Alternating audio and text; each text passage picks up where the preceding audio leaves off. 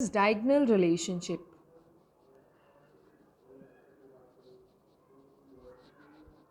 Diagonal relationship actually क्या होता है? डायगनल रिलेशनशिप देखिए, डायगनली दो एलिमेंट्स की प्रॉपर्टीज़ अगर एक जैसी हों तो उस रिलेशन को हम डायगनल रिलेशनशिप बोलते हैं।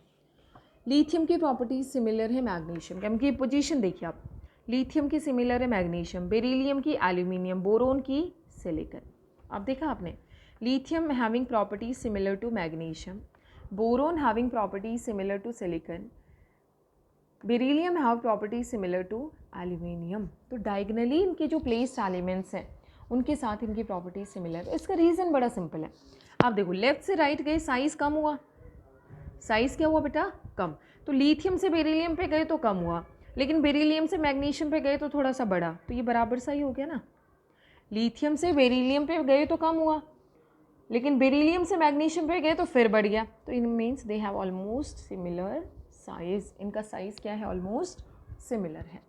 सो इस रिलेशन को क्या बोला जाएगा? Diagonal relationship. तो डायगनल रिलेशनशिप क्या हुआ बेटा कि लिथियम की properties of lithium are similar to magnesium, following group के नेक्स्ट एलिमेंट से इनकी प्रॉपर्टीज़ क्या हैं? सिमिलर है।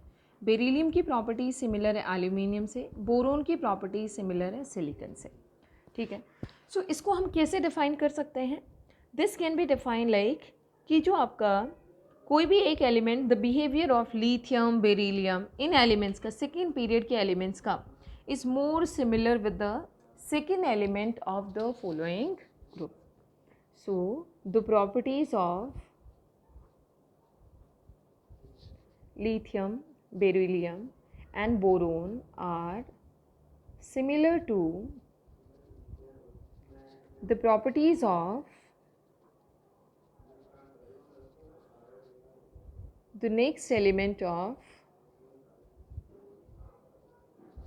the following group.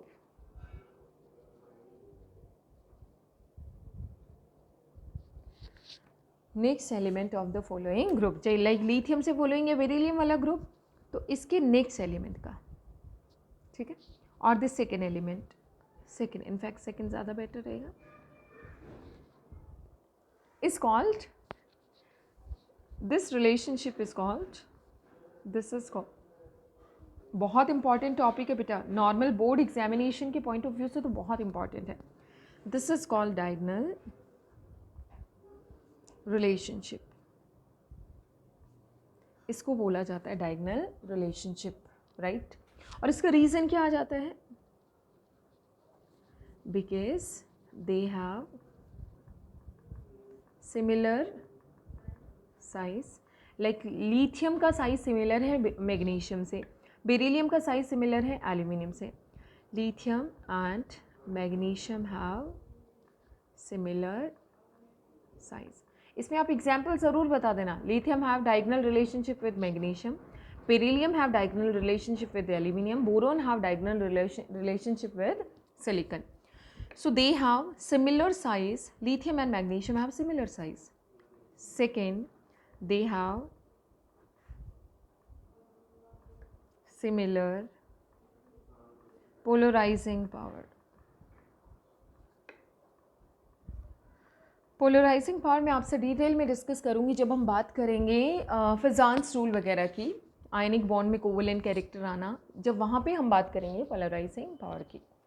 तो they have similar polarizing power, मतलब उनकी ऐसी कैपेसिटी है कि वो आयनिक बॉन्ड में भी कोवेलेंट कैरेक्टर इंट्रोड्यूस कर देते हैं, ठीक है। तो ये तो हो गया रीज़न।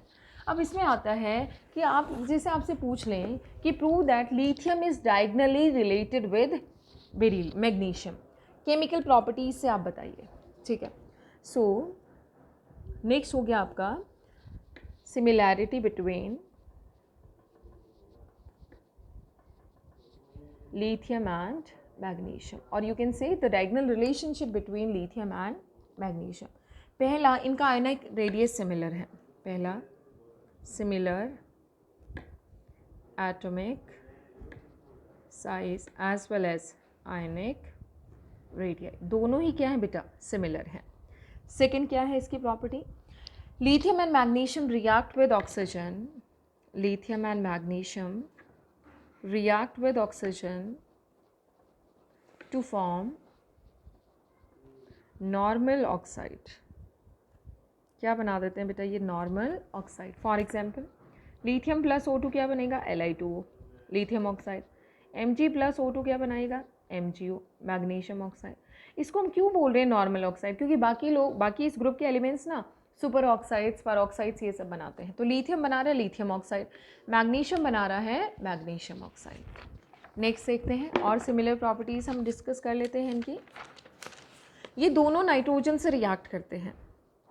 थर्ड पॉइंट जो भी पॉइंट है, they react with nitrogen to form metal nitrides,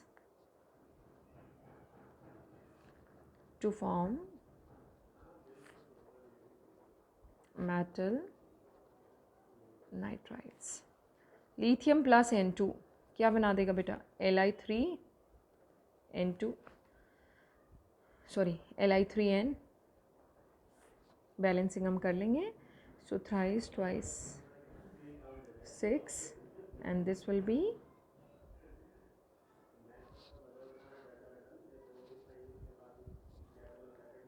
हो गया, बैलेंस्ड है। ठीक है बेटा। नेक्स्ट है आपका the react with N2 to form metal nitride. ऐसे मैग्नीशियम जब N2 से रिएक्ट करेगा क्या बनाएगा Mg3N2। नेक्स्ट प्रॉपर्टी क्या है, next property their hydroxides and carbonates are not stable, their hydroxides and carbonates are not stable, stable नहीं है। लिथियम हाइड्रोक्साइड किस में टूटता है Li2O, lithium oxide plus H2O। Magnesium hydroxide भी किस में टूट जाता है magnesium hydroxide, oxide plus H2O। Balancing आप कर लेंगे, ठीक है। उनके कार्बोनेट्स ले लो, Li2CO3 breaks down into Li2O। Basically क्या है ना, लिथियम ऑक्साइड की लेटेस्ट एंथैल्पी बहुत ज़्यादा है, तो इसलिए ये स्टेबल कंपाउंड है, इसमें टूट जाते हैं, प्लस CO2। ऐसे ही मैग्नीशियम ऑक्साइड की भी लेटेस्ट एंथैल्पी बहुत ज़्यादा है, तो ये इसमें टूट जाते हैं CO2, ठीक है।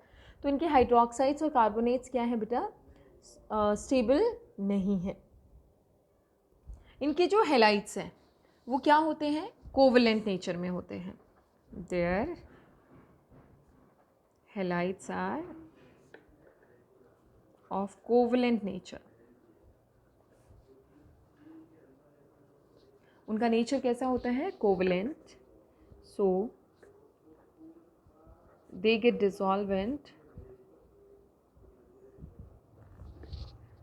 dissolved in organic solvents। आपको भी पता है कि आयनिक कंपाउंड्स तो वाटर सॉल्युबल होते हैं, लेकिन जो कोवलेंट कंपाउंड्स होते हैं वो ऑर्गेनिक सॉल्वेंट्स में सॉल्युबल होते हैं। तो जैसे आपने लिया LiCl और NaCl, अब NaCl तो क्या है वाटर सॉल्युबल है, और LiCl क्या है ऑर्गेनिक सॉल्वेंट्स में सॉल्युबल है, ठीक है बेटा, ऑर्गेनिक सॉल्वेंट सॉल्युबल है। तो अगर हम बात करें इसकी, ये क्यों है ऑर्गेनिक सॉल्वेंट्स में soluble, because it has sufficient covalent character. इसमें कोवेलेंट कैरेक्टर प्रेजेंट है और इसमें क्या है आयनिक कैरेक्टर प्रेजेंट है, इसमें आयनिक कैरेक्टर प्रेजेंट है, राइट बेटा। सो ये है इनकी। बाकी में आपको फिजिकल प्रॉपर्टीज़ वाइज भी अगर हम देखें, दे बिकम अगर हम देखें नाइट्रोजन से डायरेक्टली कंबाइन कर जाते हैं, इनके दोनों के मतलब सॉलिड बाइकार्बोनेट्स भी नहीं बनते, तो ऐसे करके बहुत सारी इनकी प्रॉपर्टीज़ जो हैं वो क्या है सिमिलर हैं, ठीक है। सो सेम भी आप लिख देंगे properties similarity between beryllium and aluminium, beryllium की एल्यूमिनियम के साथ, बोरोन की सिलिकॉन के साथ, ठीक है। नेक्स्ट आता है ट्रेंड्स इन केमिकल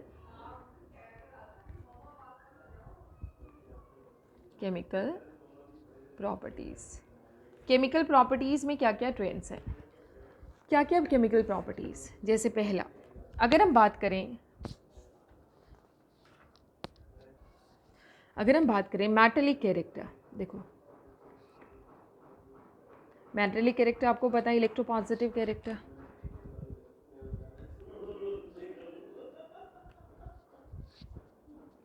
सो देखिए मेटलिक और इलेक्ट्रोपॉजिटिव कैरेक्टर की अगर हम बात करते हैं, सो अलॉन्ग द पीरियड तो मेटलिक कैरेक्टर डिक्रीज़ करता है।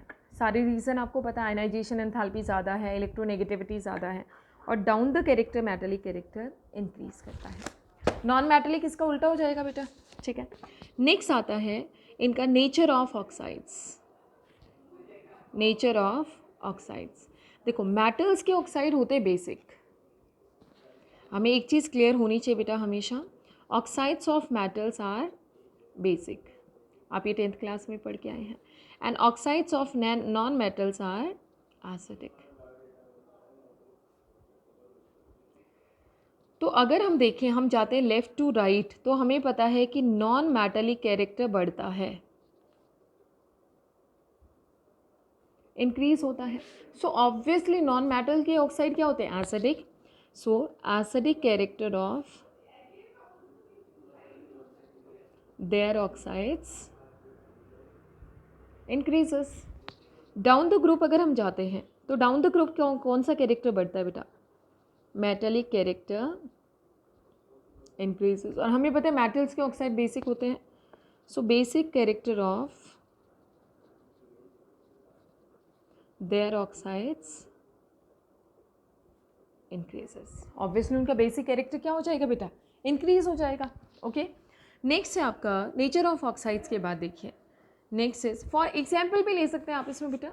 अगर हम एग्जाम्पल लेते हैं, जैसे सोडियम वाली फैमिली पीरियड की बात करते हैं, सोडियम, मैग्नीशियम, एल्यूमिनियम, फिर एल्यूमिनियम के बाद सिलिकॉन, फिर है आपका फॉस्फोरस, फिर है आपका सल्फर, फिर है क्लोरीन। देखो Na2O नॉर्मल ऑक्साइड्स की बात करें, MgO, Al2O3, SiO2, P2O5, SO3, Cl2O7।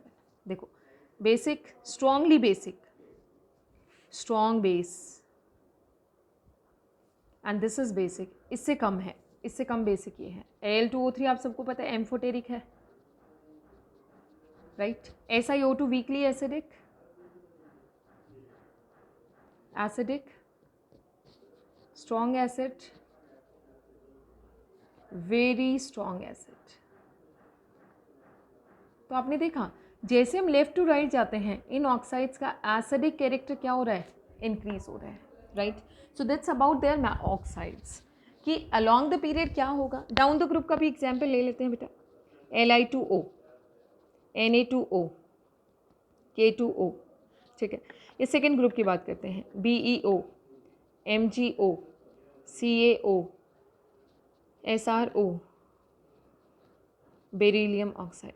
तो डाउन द ग्रुप क्या हो रहा है? Basic character increases. इनका बेसिक कैरेक्टर क्या हो रहा है बेटा? इंक्रीज हो रहा है, ठीक है। नेचर ऑफ ऑक्साइड्स हो गया। अब देखो रिड्यूसिंग एजेंट बिहेवियर,